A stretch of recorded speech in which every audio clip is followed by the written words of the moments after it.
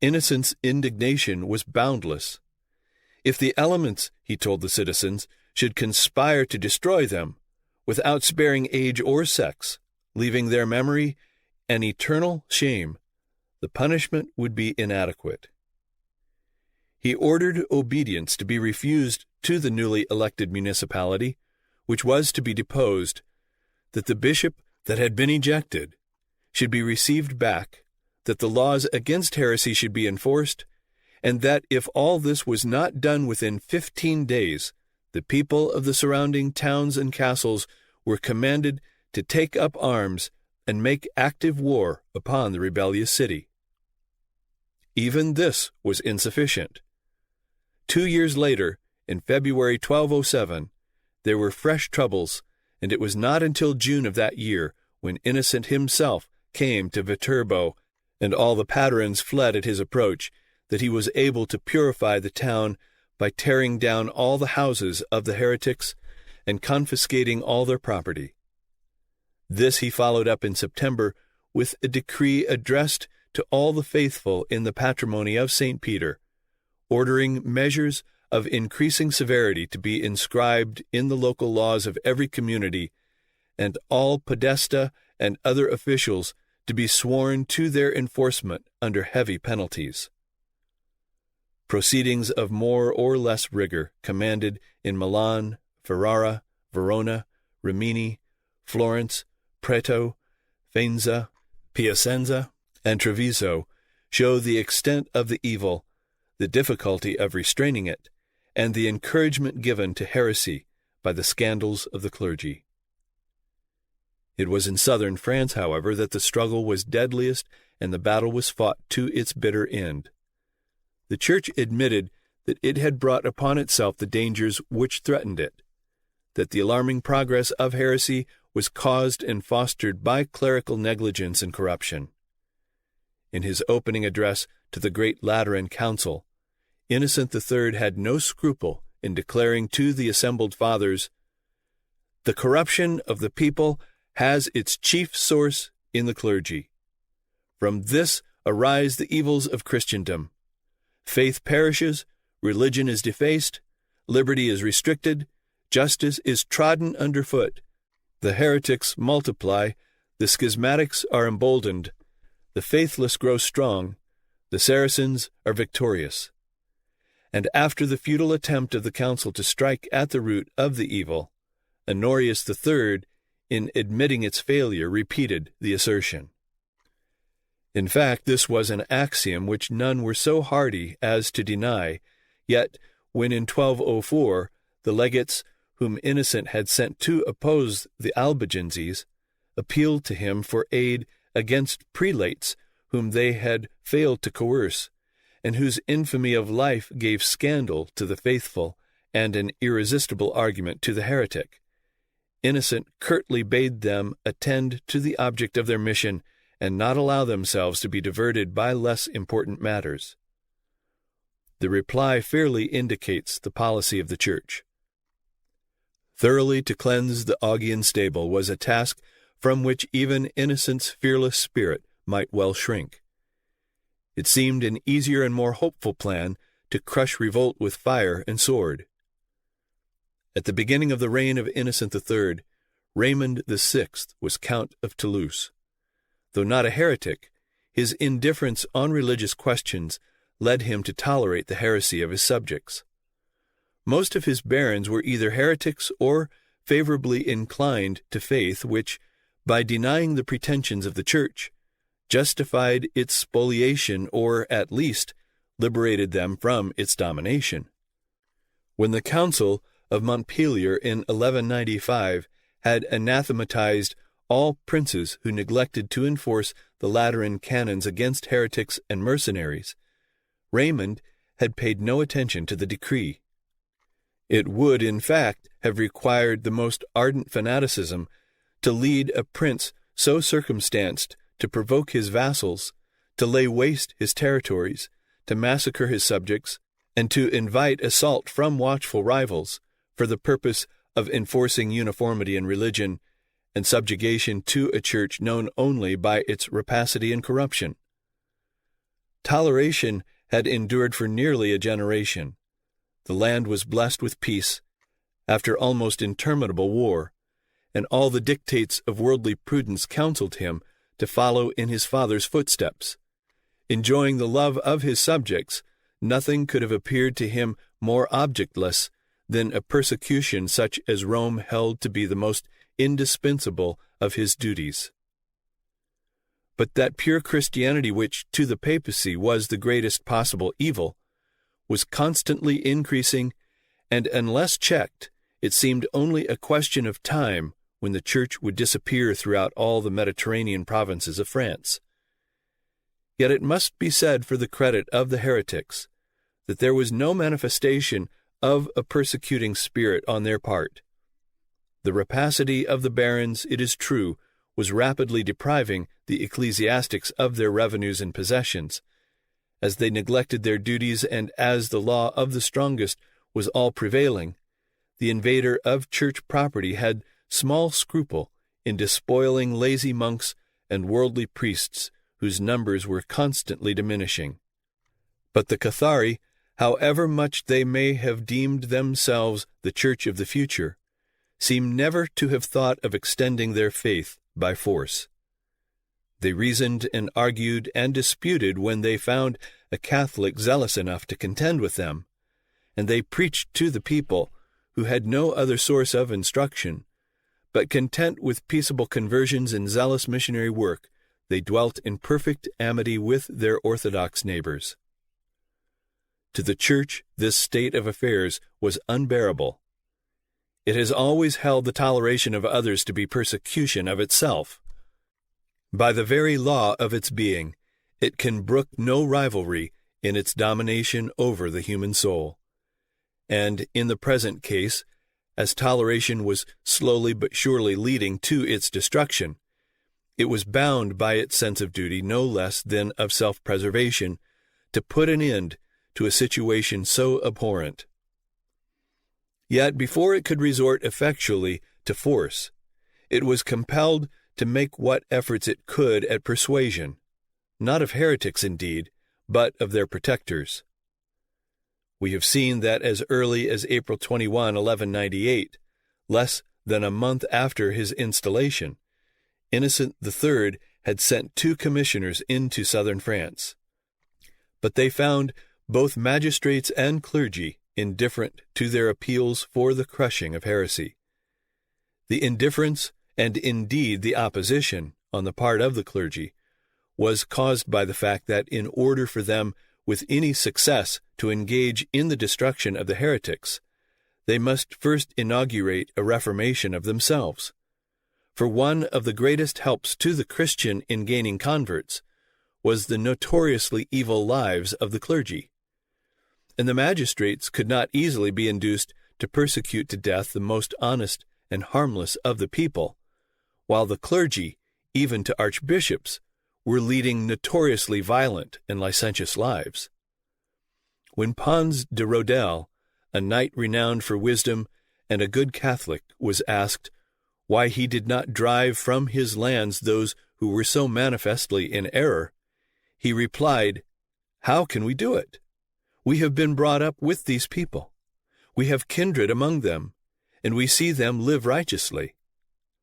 Dogmatic zeal fell powerless before such kindliness, and we can readily believe the monk of Vaussernes when he tells us that the barons of the land were nearly all protectors and receivers of heretics, loving them fervently and defending them against God and the Church.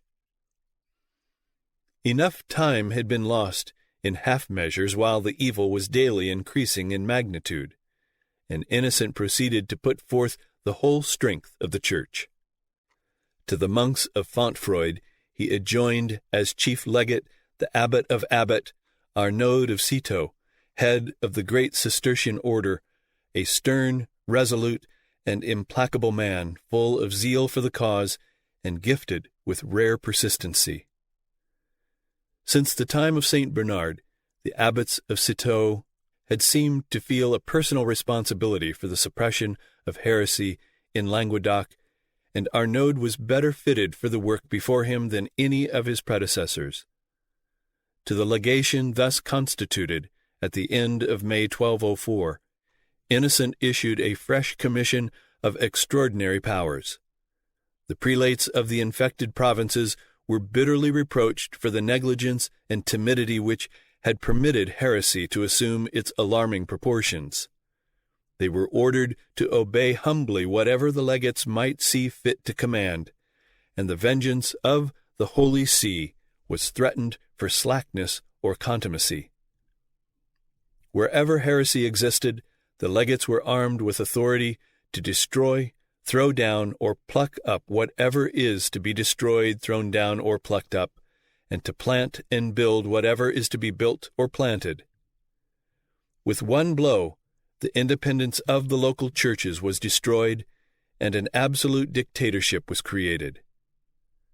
Recognizing, moreover, of how little worth were ecclesiastical censors, Innocent proceeded to appeal to force, which was evidently the more possible cure for the trouble. Not only were the legates directed to deliver all impenitent heretics to the secular arm for perpetual proscription and confiscation of property, but they were empowered to offer complete remission of sins, the same as for a crusade to the Holy Land, to Philip Augustus and his son Louis Coeur de Lion, and to all nobles who should aid in the suppression of heresy. The dangerous classes were also stimulated by the prospect of pardon and plunder, through a special clause authorizing the legates to absolve all under excommunication for crimes of violence who would join in persecuting heretics, an offer which subsequent correspondence shows was not unfruitful. To Philip Augustus also Innocent wrote at the same time, earnestly exhorting him to draw the sword and slay the wolves who had thus far found no one to withstand their ravages in the fold of the Lord. If he could not proceed in person, let him send his son or some experienced leader, and exercise the power conferred on him for the purpose by heaven. Not only was remission of sins promised him, as for a voyage to Palestine, but he was empowered to seize and add to his dominions the territories of all nobles who might not join in persecution and expel the hated heretic. All these efforts, however, were in vain. Neither king nor nobles nor adventurers would respond to Innocent's call. One of the Pope's legates was so discouraged that he begged the Pope to permit him to return to his abbey.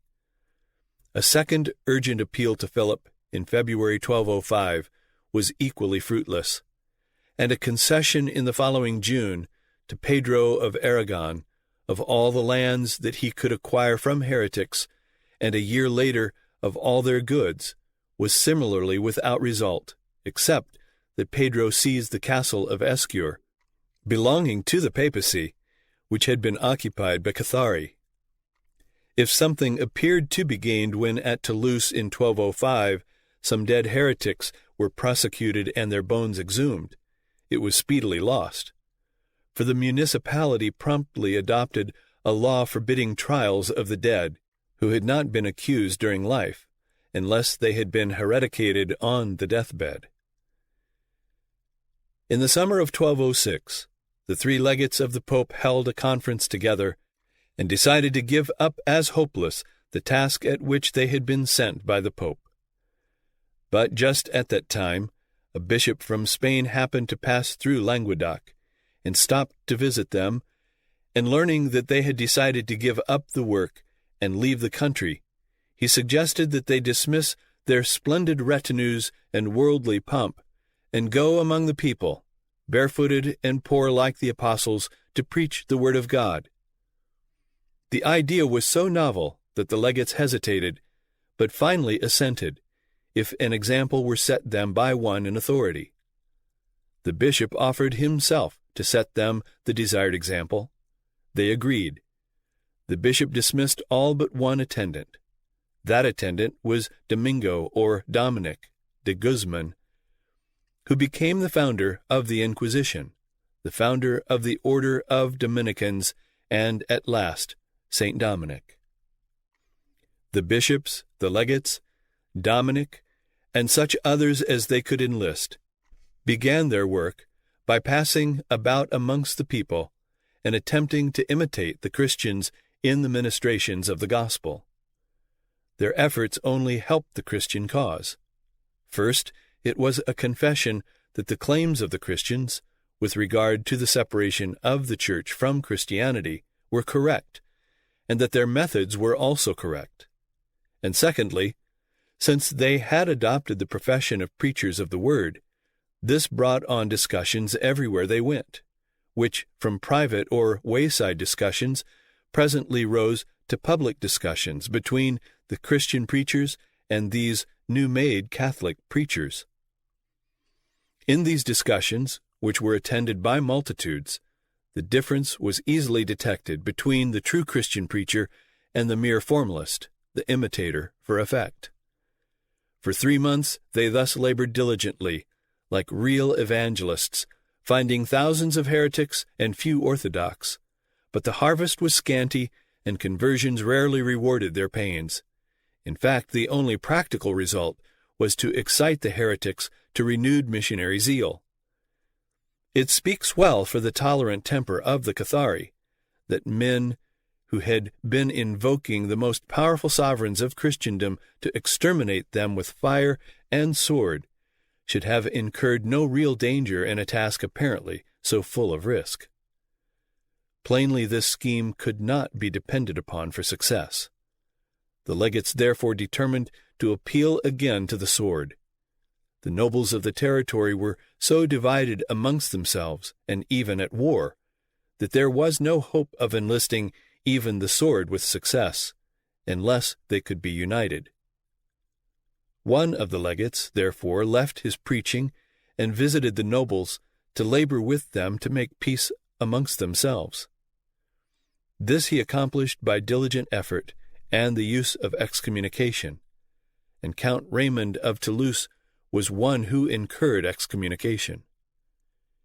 Indeed, not much was required on the part of Count Raymond to incur this penalty, for by this time, in fact, Raymond had acquired the special hatred of the Papists through his obstinate neglect to persecute his heretical subjects, in spite of his readiness to take what oaths were required of him. Innocent III promptly confirmed the sentence of his legate, May 29, 1207, in an epistle to Raymond which was an unreserved expression of the passions accumulated through long years of zealous effort, frustrated in its results. In the harshest vituperation of ecclesiastical rhetoric, Raymond was threatened with the vengeance of God here and hereafter. The excommunication and interdict were to be strictly observed until due satisfaction and obedience were rendered, and he was warned that these must be speedy, or he would be deprived of certain territories which he held of the Church. And if this did not suffice, the princes of Christendom would be summoned to seize and partition his dominions, so that the land might be forever freed from heresy.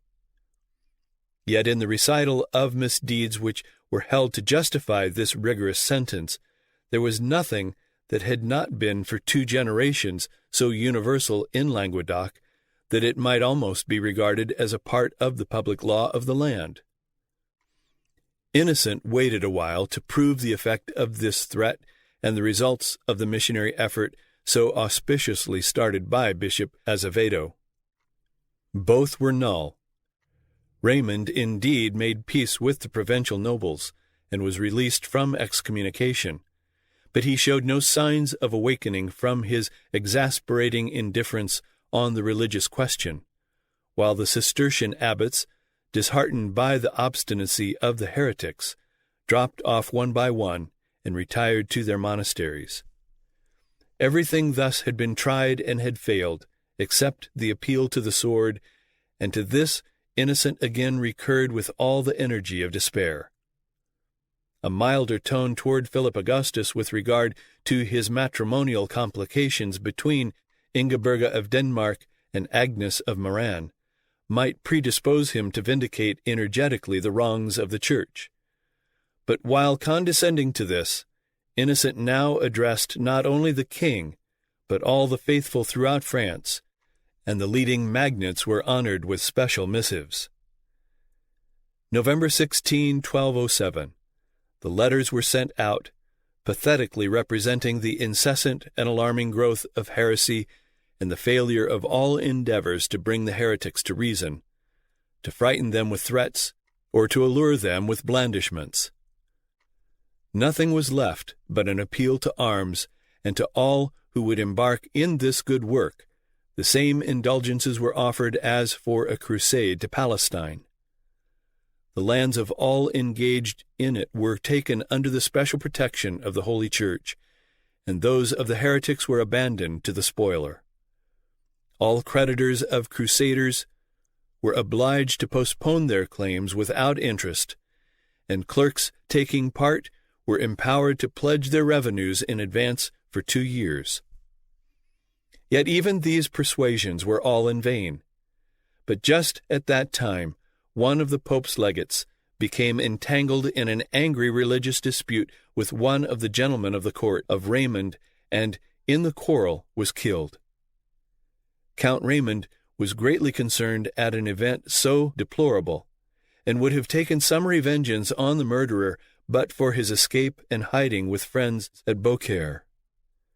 The accounts of this murder which were sent to the Pope by the Pope's agents were intensely falsified to the prejudice of Count Raymond. The crime gave the Church an enormous advantage, of which Innocent hastened to make the most.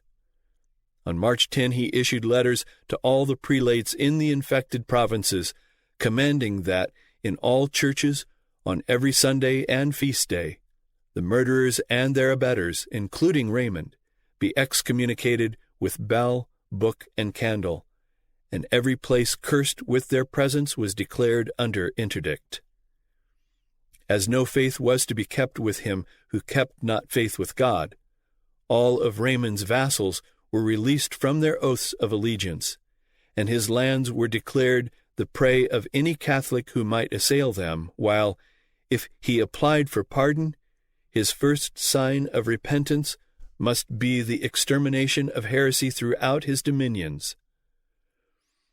These letters were likewise sent to Philip Augustus and his chief barons, with eloquent adjurations to assume the cross and rescue the imperiled Church from the assaults of the emboldened heretics. Commissioners were sent to negotiate and enforce a truce for 2 years between France and England, that nothing might interfere with the projected crusade.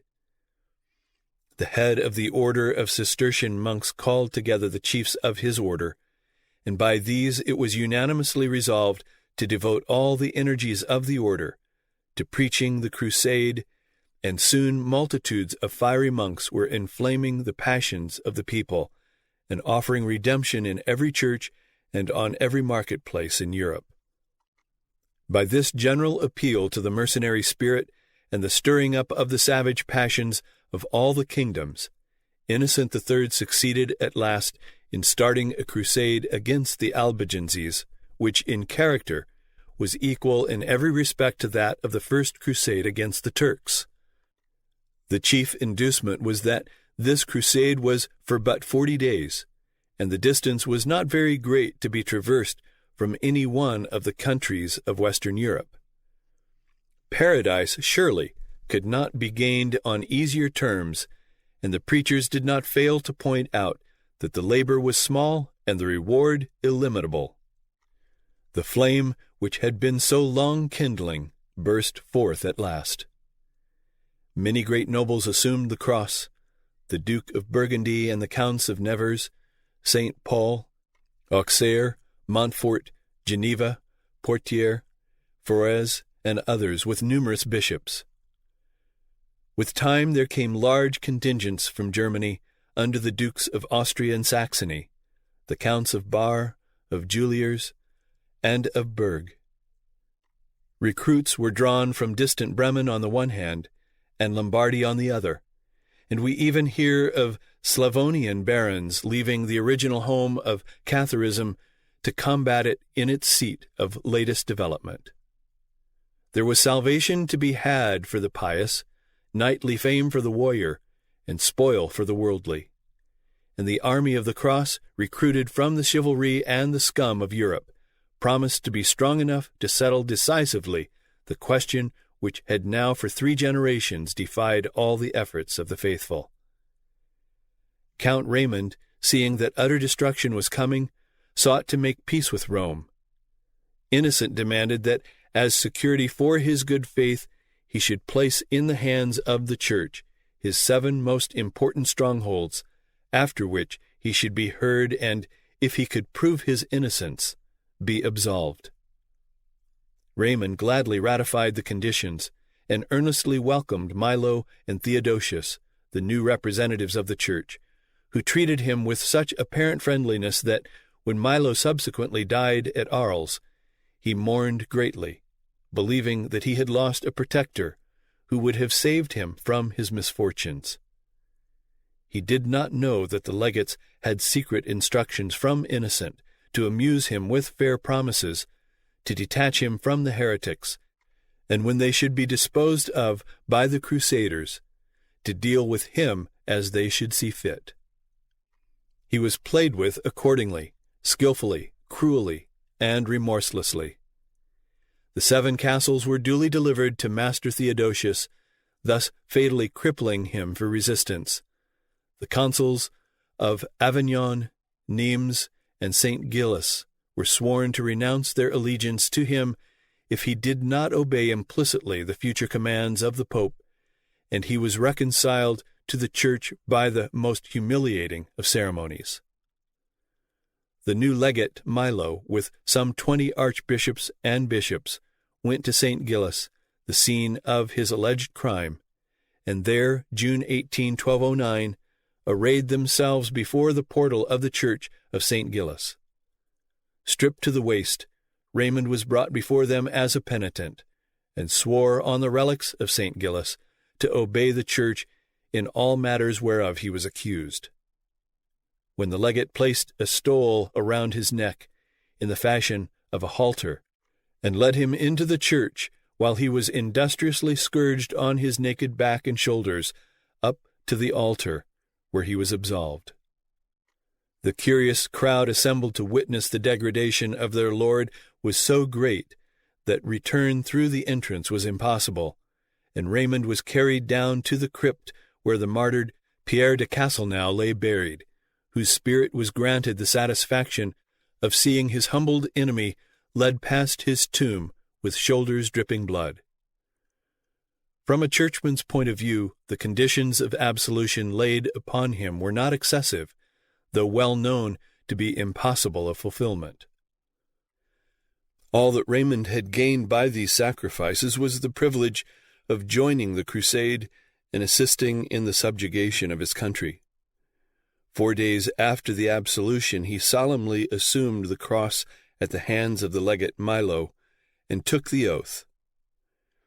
In the name of God, I, Raymond, Duke of Narbonne, Count of Toulouse, and Marquis of Provence, swear with hand upon the holy Gospels of God that when the crusading princes shall reach my territories, I will obey their commands in all things, as well as regards security, as whatever they may see fit to enjoin for their benefit and that of the whole army.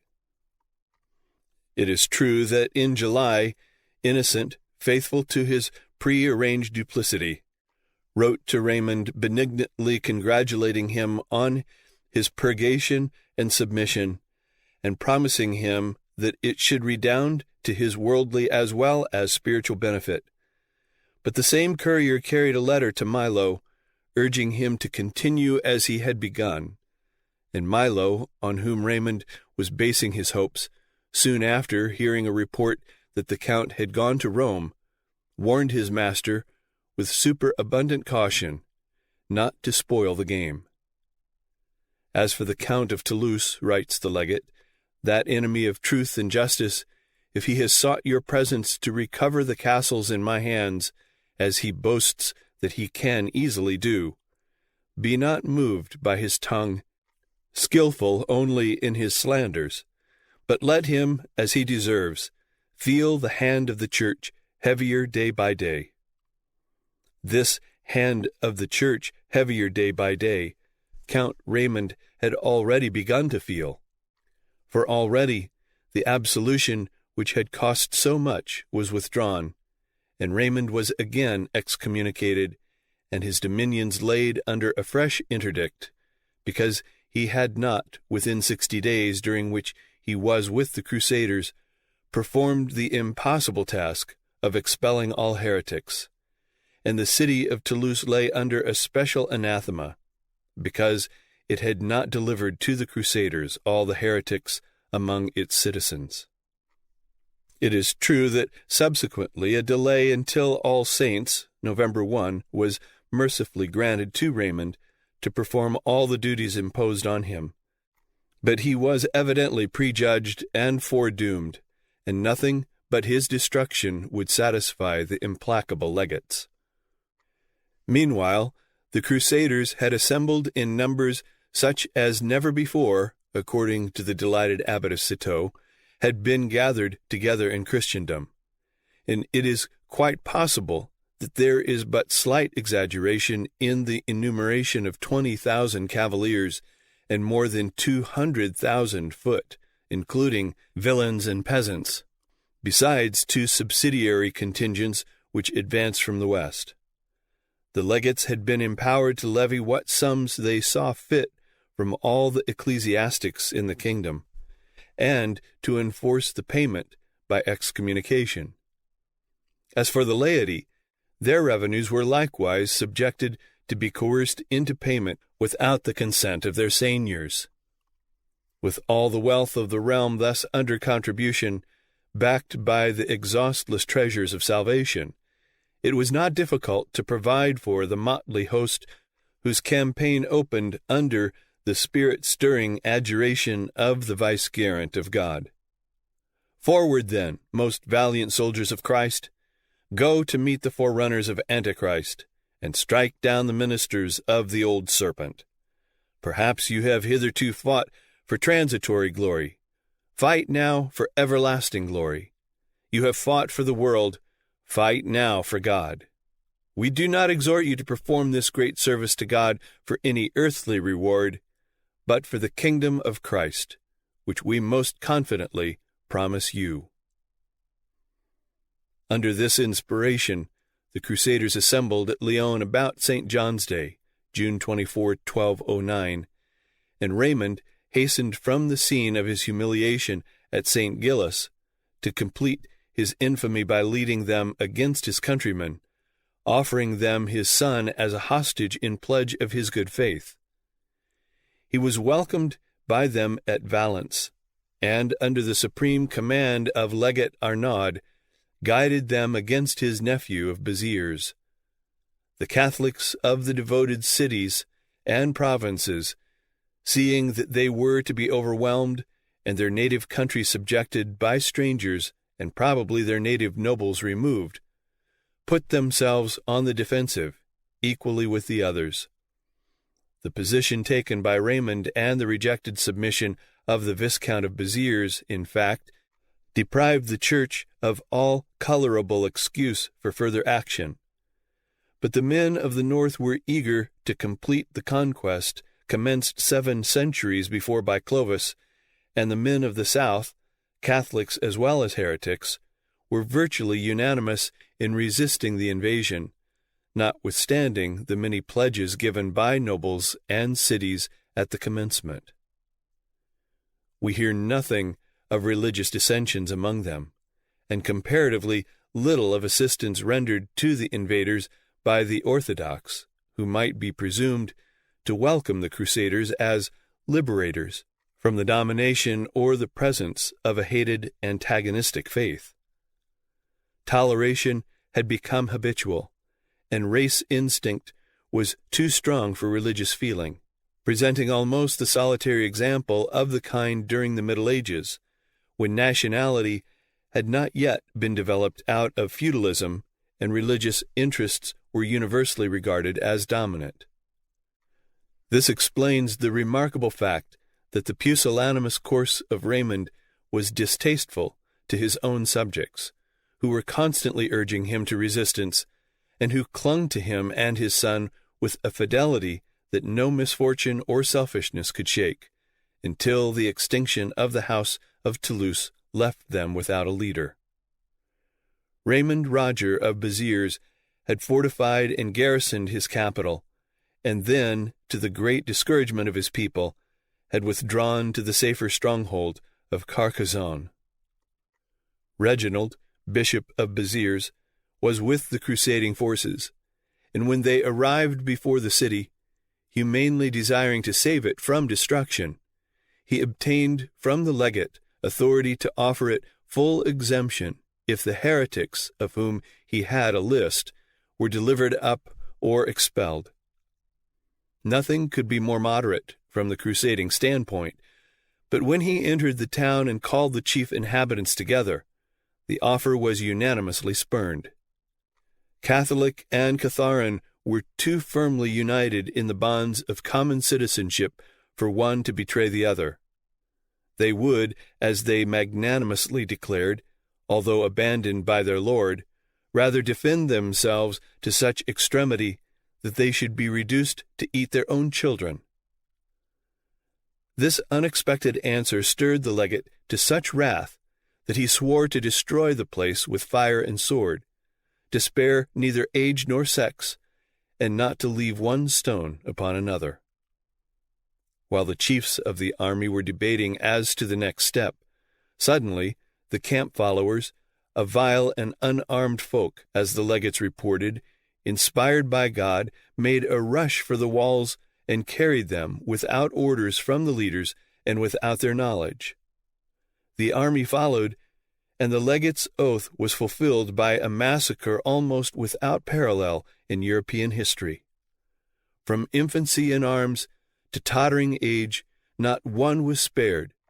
7,000, it is said, were slaughtered in the church of Mary Magdalene, to which they had fled for asylum, and the total number slain is set down by the legates at nearly 20,000, which is more probable than the 60,000 or 100,000 reported by less trustworthy chroniclers. A fervent Cistercian contemporary informs us that when Arnaud was asked whether the Catholics should be spared, he feared the heretics would escape by feigning orthodoxy, and fiercely replied, "Kill them all, for God knows his own." In the mad carnage and pillage, the town was set on fire, and the sun of that awful July day closed on a mass of smoldering ruins and blackened corpses. The terrible fate which had overtaken Béziers, in one day converted into a mound of ruins dreary and silent as any on the plain of Chaldea, told the other towns and villages the destiny that awaited them.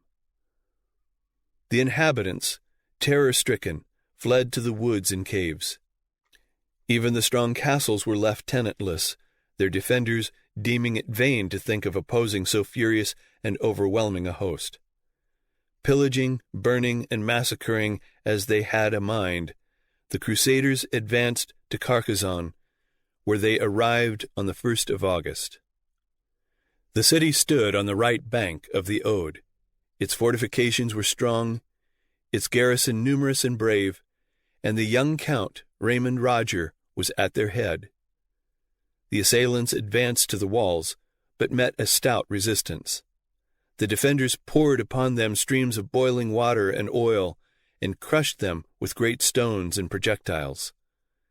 The attack was again and again renewed, but was as often repulsed.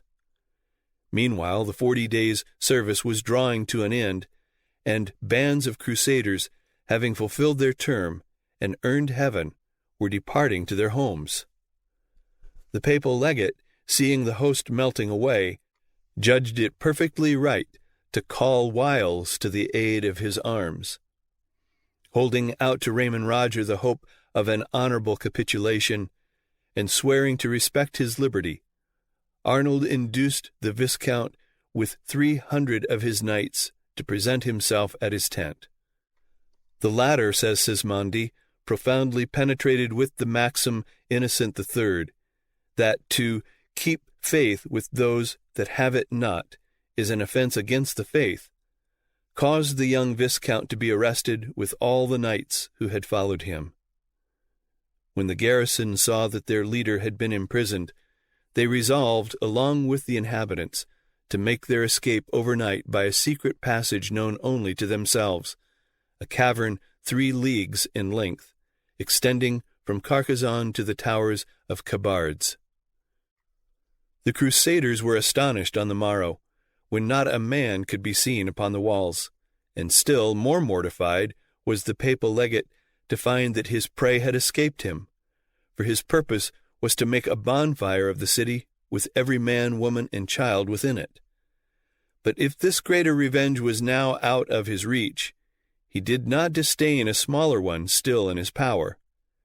He collected a body of some 450 persons, partly fugitives from Carcassonne whom he had captured, and partly the 300 knights who had accompanied the Viscount, and of these he burned 400 alive, and the remaining 50 he hanged. The wasted land was put under the governorship of Simon de Montfort, who was the commander-in-chief of the crusade. All tithes and first-fruits were to be rigorously paid to the churches. Anyone remaining under excommunication for 40 days was to be heavily fined according to his station. Rome, in return for the treasures of salvation so lavishly expended, was to receive from a devastated land an annual tax of 3 deniers on every hearth, while a yearly tribute from the Count himself was vaguely promised. When all was thus settled, Innocent III expressed himself as full of joy at the wonderful success which had wrested 500 cities and castles from the grasp of heretics. And then the curse of papal possession and domination rested upon the land. The song of the troubadour was hushed forever. The gay people sunk into melancholy under the monkish rule. Their very language was proscribed, and a terrible inquisition was established to crush more perfectly the lingering seeds of heresy. Every priest and every lord was appointed an inquisitor, and whoever harbored a heretic was made a slave. Even the house in which a heretic was found was to be razed to the ground. No layman was permitted to possess a Bible. A reward of a mark was set for the head of a heretic, and all caves and hiding places where the Waldenses might take refuge were to be carefully closed up by the lord of the estate. Count Raymond was robbed of all his dominion, and was set aside by the Papacy, and by Honorius III, the successor of Innocent III, a new crusade was preached, which, in 1217, overran the territories that had fallen to his son Raymond VII.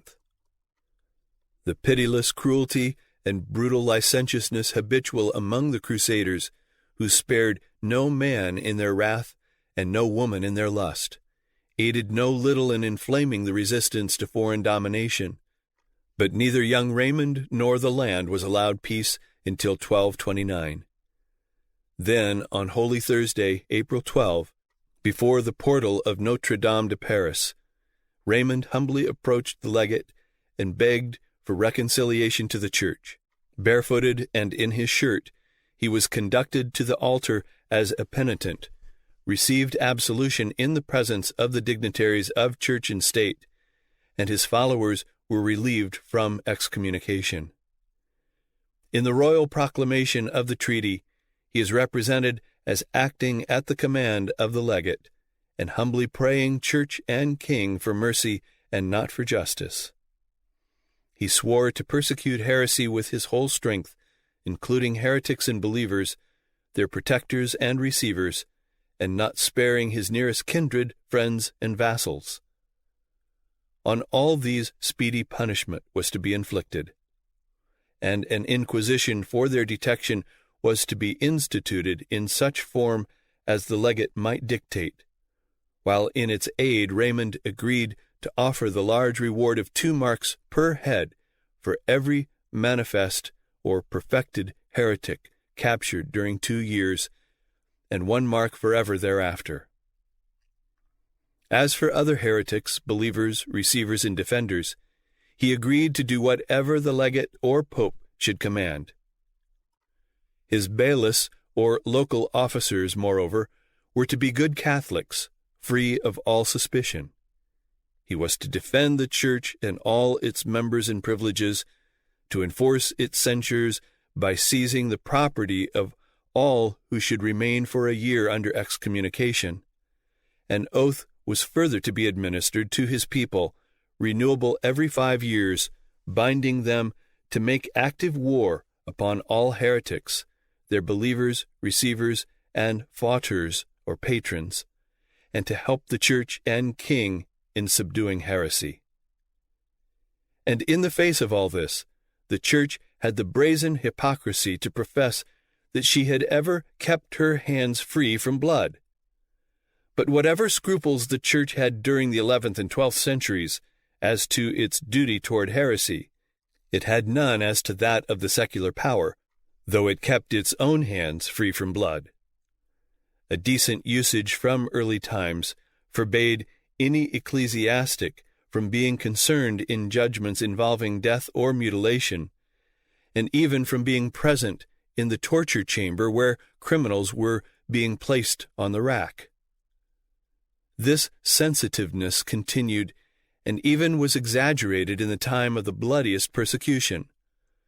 While thousands were being slaughtered in Languedoc, the Council of Lateran in 1215 revived the ancient canons prohibiting clerks from uttering a judgment of blood or being present at an execution. In 1255, the Council of Bordeaux added to this a prohibition of dictating or writing letters connected with such judgments, and that of Buda in 1279, in repeating this canon, appended to it a clause forbidding clerks to practice any surgery requiring burning or cutting. The pollution of blood was so seriously felt that a church or cemetery in which blood chanced to be shed could not be used until it had been reconciled, and this was carried so far that priests were forbidden to allow judges to administer justice in churches, because cases involving corporal punishment might be tried before them. Had this shrinking from participation in the infliction of human suffering been genuine, it would have been worthy of all respect, but it was merely a device to avoid responsibility for its own acts. In prosecutions for heresy, the ecclesiastical tribunal passed no judgments of blood. It merely found the defendant to be a heretic and relaxed him or relinquished him to the secular authorities, with the hypocritical adjuration to be merciful to him, to spare his life and not to spill his blood. What was the real import of this plea for mercy is easily seen from the theory of the Church as to the duty of the temporal power, when inquisitors enforced as a legal rule that the mere belief that persecution for conscience sake was sinful was in itself a heresy, to be visited with the full penalties of that unpardonable crime. The Church thus undertook to coerce the sovereign to persecution. It would not listen to mercy. It would not hear of expediency. The monarch held his crown by the tenure of extirpating heresy, of seeing that the laws were sharp and were pitilessly enforced. Any hesitation was visited with excommunication, and if this proved inefficacious, his dominions were thrown open to the first hardy adventurer whom the Church would supply with an army for his overthrow. Whether this new feature in the public law of Europe could establish itself was the question at issue in the Albigensian Crusades. Raymond's lands were forfeited simply because he would not punish heretics, and those which his son retained were treated as a fresh gift from the crown. The triumph of the new principle was complete, and it never was subsequently questioned. It was applied from the highest to the lowest, and the Church made every dignitary feel that his station was an office in a universal theocracy, wherein all interests were subordinate to the great duty of maintaining the purity of the faith. The hegemony of Europe was vested in the Holy Roman Empire, and its coronation was a strangely solemn religious ceremony, in which the emperor was admitted to the lower orders of the priesthood, and was made to anathematize all heresy raising itself against the Holy Catholic Church. In handing him the ring, the Pope told him that it was a symbol that he was to destroy heresy, and in girding him with the sword, that with it he was to strike down the enemies of the Church. In fact, according to the High Churchman, the only reason of the transfer of the empire from the Greeks to the Germans was that the Church might have an efficient agent. The principles applied to Raymond of Toulouse were embodied in the canon law, and every prince and noble was made to understand that his lands would be exposed to the spoiler if, after due notice, he hesitated in trampling out heresy. Minor officials were subjected to the same discipline. From the emperor to the meanest peasant, the duty of persecution was enforced with all the sanctions, spiritual and temporal, which the Church could command. Not only must the ruler enact rigorous laws to punish heretics, but he and his subjects must see them strenuously executed, for any slackness of persecution was, in the canon law, construed as foddership of heresy, putting a man on his purgation.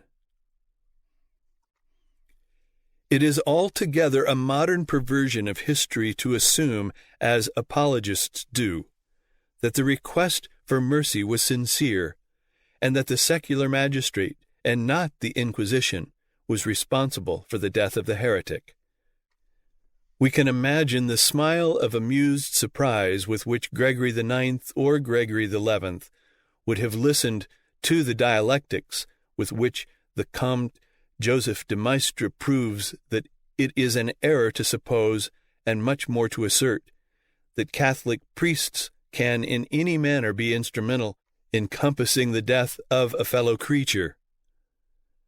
Not only were all Christians thus made to feel that it was their highest duty to aid in the extermination of heretics, but they were taught that they must denounce them to the authorities regardless of all considerations, human or divine.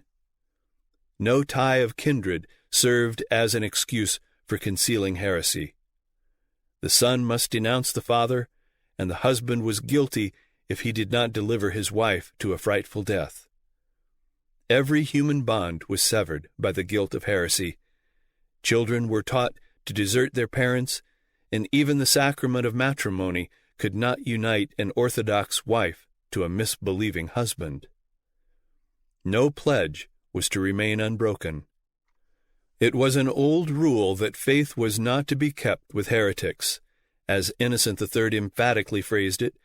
According to the canons, faith is not to be kept with him who keeps not faith with God.